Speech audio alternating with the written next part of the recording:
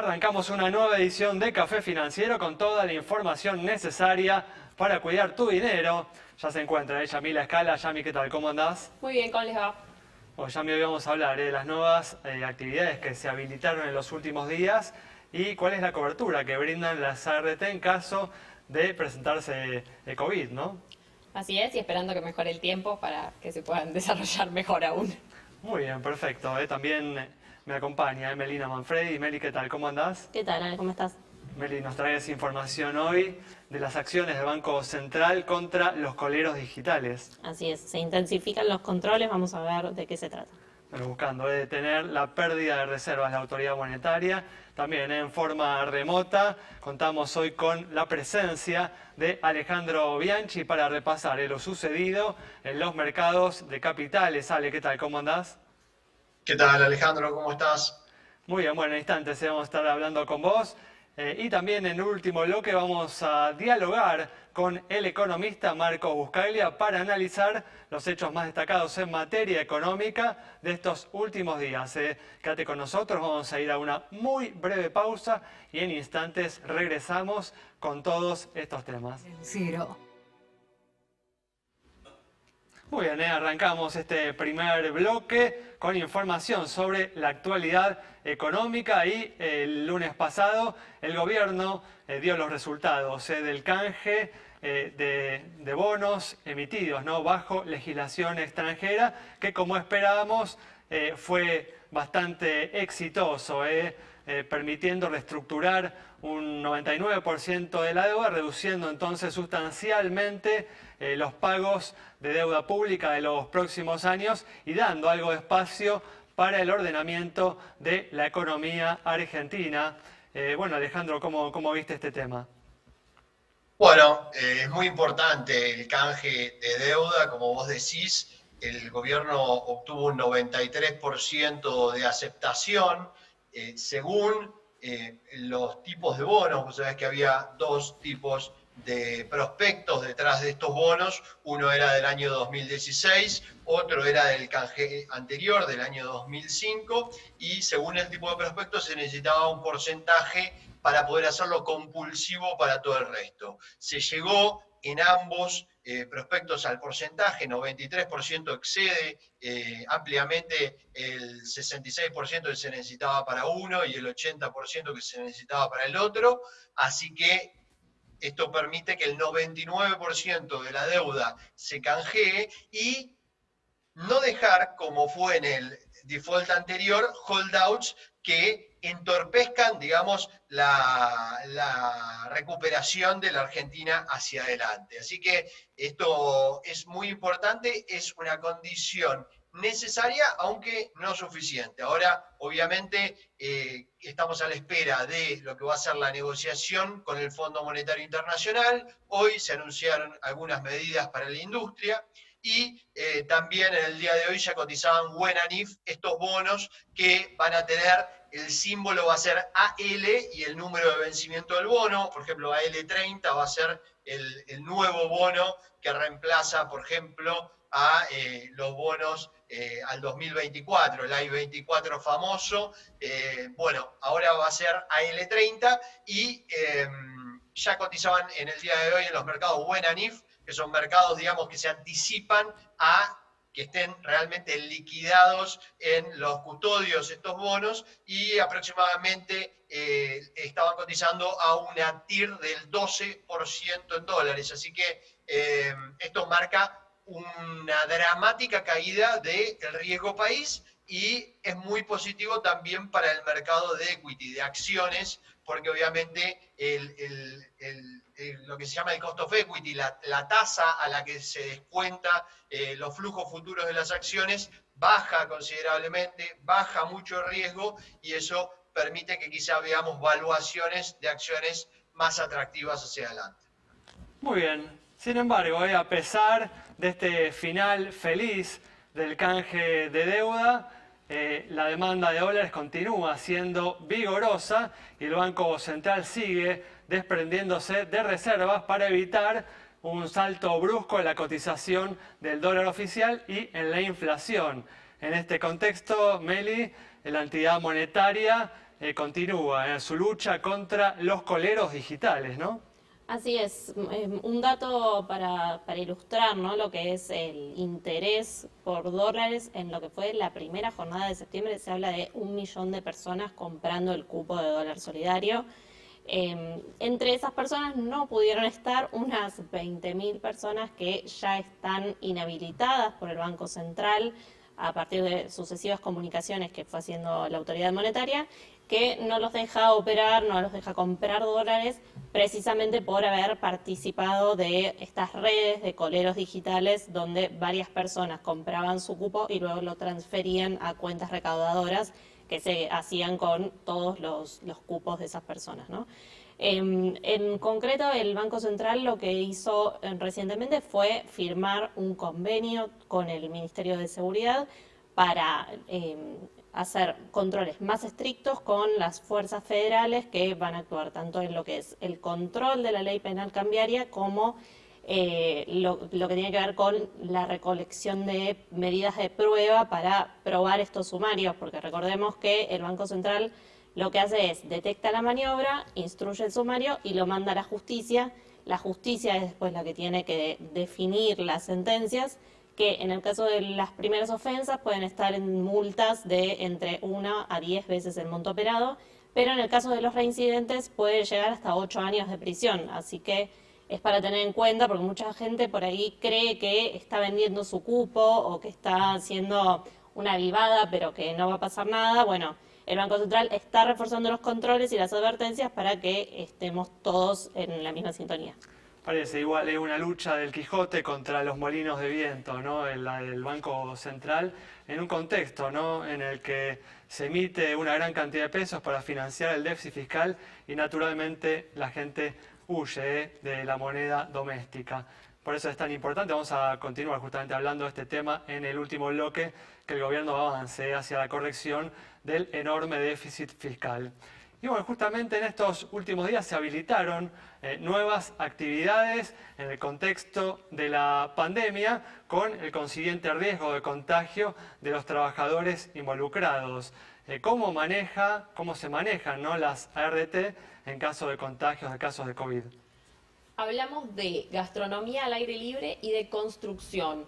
La novedad de esta semana, y no implicando eso que ya esté todo con la definición absoluta, ¿sí? Pero en concreto, por ejemplo, y para aquellos que no tenían una habilitación, la necesidad de renovarla, de sacarla en caso de que ahora sí vayan a tener, por ejemplo, esas mesas al aire libre, el seguro, si hay que extenderlo o no, esto implica una responsabilidad civil al aire libre, y todas aquellas particularidades que hacen hasta el protocolo mismo, porque si uno miraba los casos en otros países del mundo, ve mamparas, ve otras medidas que acá por ahora no se están aplicando, pero sí lo que hace y lo que va a hacer a la distancia, a todo el kit de desinfección, y también nuevos costos asociados, ¿no?, a esa nueva realidad, y que va a ir en una evaluación constante y sonante. Bueno, también la novedad de la exhibición de ingresos brutos, por ejemplo, para gastronomía, y en concreto la consulta respecto de, bueno, a medida que la cuarentena o esta situación en general continúa, pero se van dando estas aperturas, bueno, si hay novedades o no en el marco de lo que es ART. En concreto, la diferencia principal está en si el trabajador es considerado esencial o no, ¿sí? Y entonces ahí el distinto abordaje. ¿Por qué? Porque en el caso de que el trabajador sea esencial, se atiende directamente, ¿sí? La ART atiende directamente. Si no, lo que nos explicaban en la UART es que el trabajador se dirige al hospital o a la obra social, bueno, el canal para ser atendido, porque además puede tener como no, pero digamos, en el caso, bueno, y después, ¿sí?, si hay secuelas o fallecimiento, esto pasa a la comisión médica para que efectivamente se corrobore que esto tuvo que ver con su actividad laboral. ¿Qué pasa? La realidad es que cada vez más uno, cuanto más tiempo va a estar en el trabajo, va a estar más expuesto. Y por ahora, todo esto que hace la enfermedad profesional o no, el listado, estará vigente después de los 60 días de terminada esta situación de pandemia. Pero aún no se sabe, porque no sabe, o sea, los plazos se extendieron más de lo previsto y aún queda mucha incertidumbre. Pero en concreto, gastronomía y construcción, después vendrán otras que están ahí ya en el listado preparadas. Bueno, con esta importante información cerramos este primer bloque. Quédate con nosotros, en instantes estamos nuevamente con vos.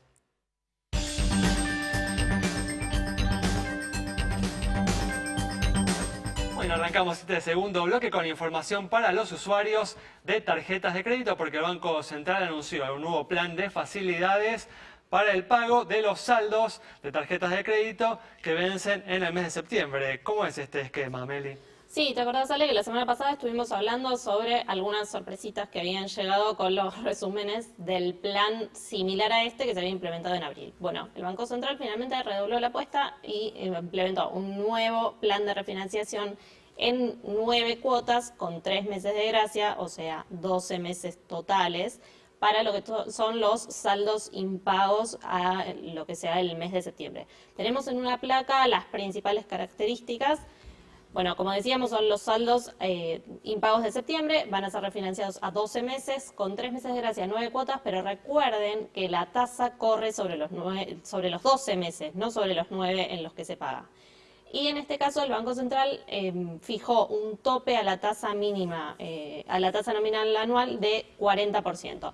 ¿Esto quiere decir que vas a pagar 40% de tasa? No necesariamente. ¿Por qué? Porque si bien los bancos no pueden agregar gastos o punitorios extras, sí existe el IVA sobre las cuotas y existen impuestos provinciales que cada banco le tiene que cargar a las cuotas.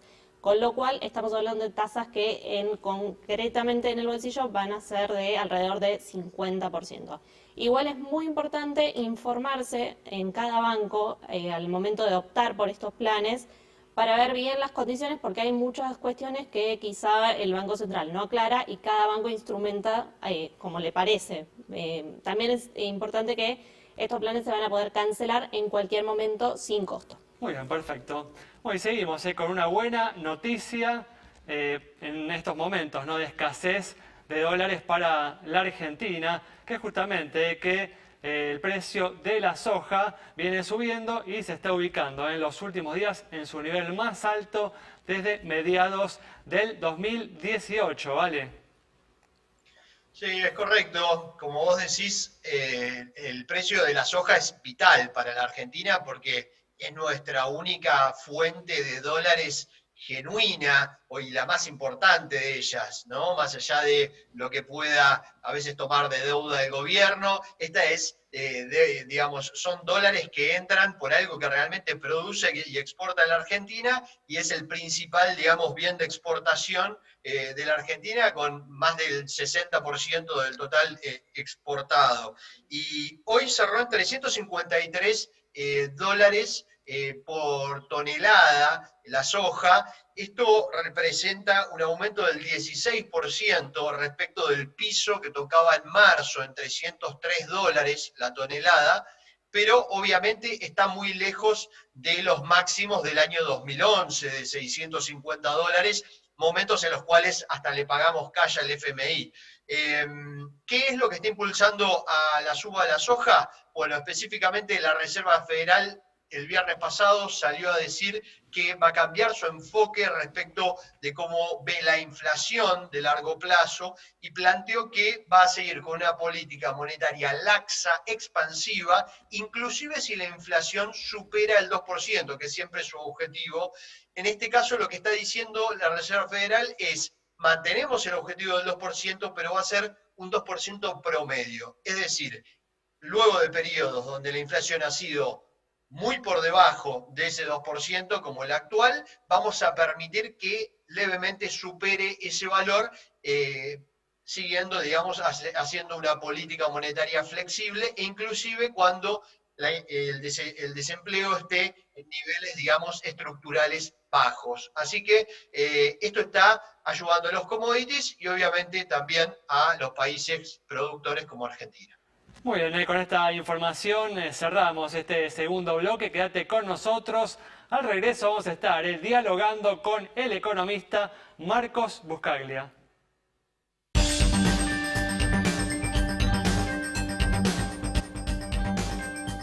Bueno, arrancamos este último bloque ya con la presencia en forma remota del economista Marcos Buscaglia para analizar las principales noticias económicas de estos últimos días. Marcos, ¿qué tal? ¿Cómo andás?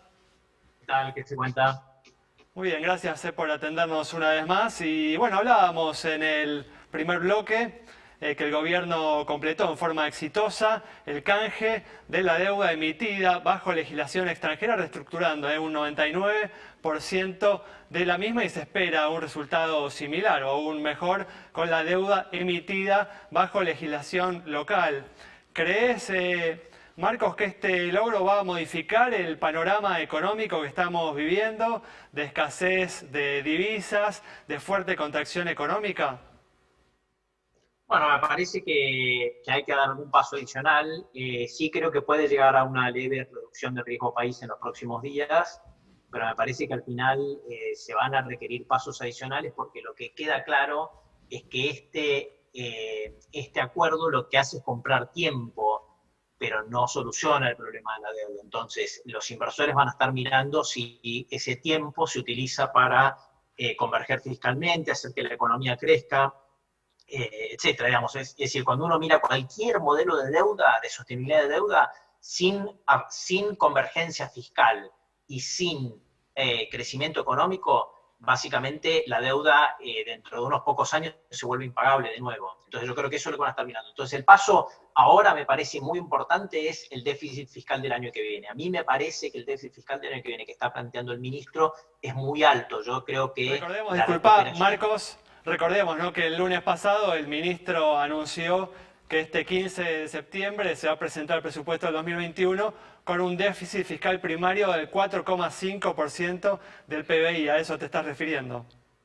Claro, cuando este año hay una chance, estamos viendo un poco mejores números fiscales, fíjate que será el número de la recaudación de agosto con unos datos un poco mejor de lo que venían en meses anteriores, porque está también el vencimiento de bienes personales, de ganancias, de personas, es decir, el gasto ligado a la pandemia debería ir reduciéndose en el tiempo. Es decir, este año, fíjate que hay una chance de que el déficit primario termine en menos de 6 puntos. Entonces, ir de menos 6 a menos 4,5 con la economía supuestamente ya fuera de la cuarentena, ya sin cuarentena, me parece que es muy poco esfuerzo fiscal. Entonces, yo creo que me parece que el mercado va a estar mirando mucho, ¿sí? No es una buena señal, claramente. No es una buena señal porque el crecimiento te da recaudación tributaria y te debería haber baja de gasto, porque deberías ir pudiendo cortar parte de estos programas como el IFE y como el ATP, que fueron parte de las expansiones, y también las transferencias a las provincias, que crecieron mucho. Entonces, si vos estás poniendo 4,5, es que de déficit, estás pensando básicamente seguir con un gasto muy alto. Marcos, ¿cómo te va? ¿Qué opinas acerca de las medidas anunciadas en el Día de la Industria? A ver, digamos, me parece que digamos, hay algunas cosas que ayudan, otras que no tanto. Me parece a mí que acá, más que medidas tan específicas, digamos, lo que se necesita es recobrar la confianza. Es decir, cualquier medida específica que hagas no te va a funcionar si vos al mismo tiempo no tenés confianza. ¿Para qué? Para que la gente deje de comprar dólares a lo loco, para que... es decir, tenés que recobrar la confianza en el peso. ¿Cómo se hace, Marcos? ¿Cómo? ¿Cómo se hace? ¿Cómo se hace? Bueno, creo que la convergencia fiscal es fundamental, número 1. Y número 2 es mostrando una agenda más centrista. Hemos visto una serie de medidas, tanto en el gobierno, el ala política como el ala económica, digamos, que no apuntan a digamos, impulsar el sector privado. Es decir, por ejemplo, la ley de teletrabajo, la ley de góndolas, la ley de alquileres. Tenemos, no sé, desde cosas, las restricciones cambiarias tan kafkianas. Me parece a mí que lo que vos tenés que mostrar es digamos, una agenda que no sea antiempresaria, para que el empresario diga, no, tengo un horizonte más o menos despejado de regulaciones, y desde el punto de vista fiscal, financiero, decir, no me viene una montaña de pesos de emisión, porque si vos vas a tener un déficit de 4,5 puntos del PBI y no le vas a pedir plata al fondo, vos sabés que gran parte de ese financiamiento va a ser del Banco Central. O justamente, Marcos, relacionado, ¿no?, con esto que decís, en las últimas semanas, para evitar, ¿no?, saltos bruscos en la cotización del dólar oficial, el Banco Central se viene desprendiendo de reservas y perdió 500 millones de dólares en el mes de agosto. ¿Esperás que haya nuevas restricciones cambiarias?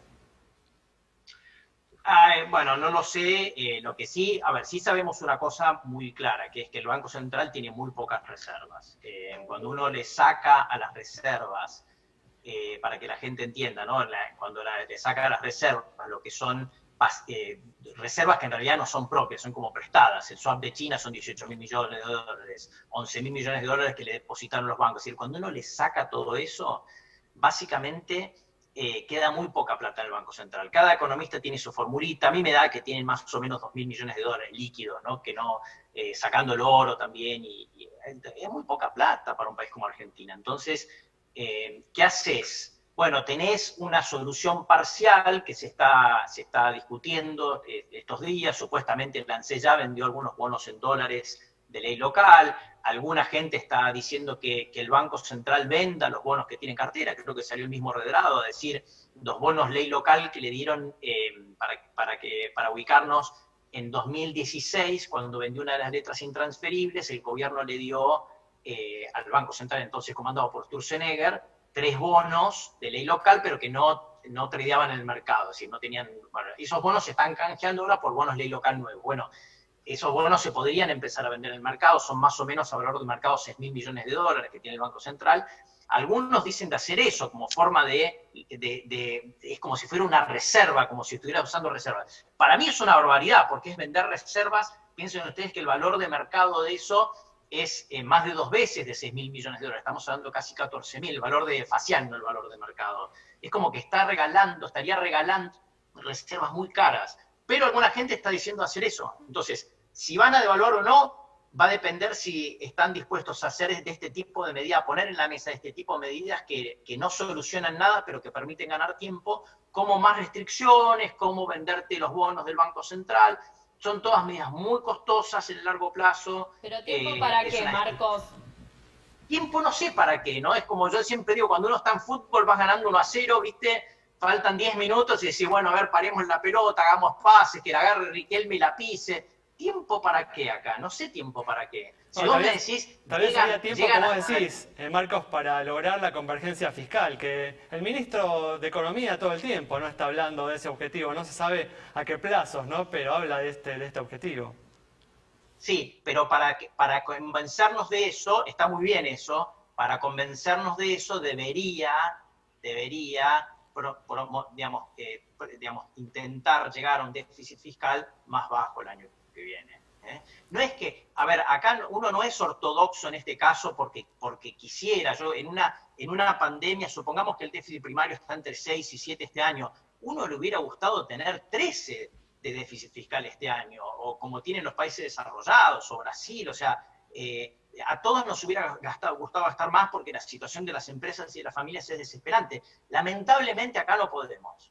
Acá no nos podemos dar ese lujo. Entonces acá, lamentablemente, como no tenemos mercado de deuda, no tenemos ahorro doméstico, es como que hay que ser una carmelita descalza en temas fiscales. Entonces, 4,5 dentro del contexto de Argentina el año que viene, a mí me suena demasiado déficit fiscal. Entonces, si el ministro quiere hacer convergencia fiscal, debería ir a algo menos que eso, y para mí debería ir un programa más rápido con el fondo y pedirle algo de financiamiento al fondo en 2021 para poder disminuir esa sensación de que te vienen encima un montón de pesos, de emisión de pesos. Marcos, muchas gracias. Cerramos entonces el programa de hoy con el análisis muy detallado de Marco Buscaglia del futuro, de la economía argentina, del objetivo fiscal que se ha planteado para el 2021, que Marco Buscaglia considera muy poco, que no es suficientemente ambicioso y que puede traer problemas para la economía argentina. Nos reencontramos el próximo viernes a las 19:30 aquí en Metro.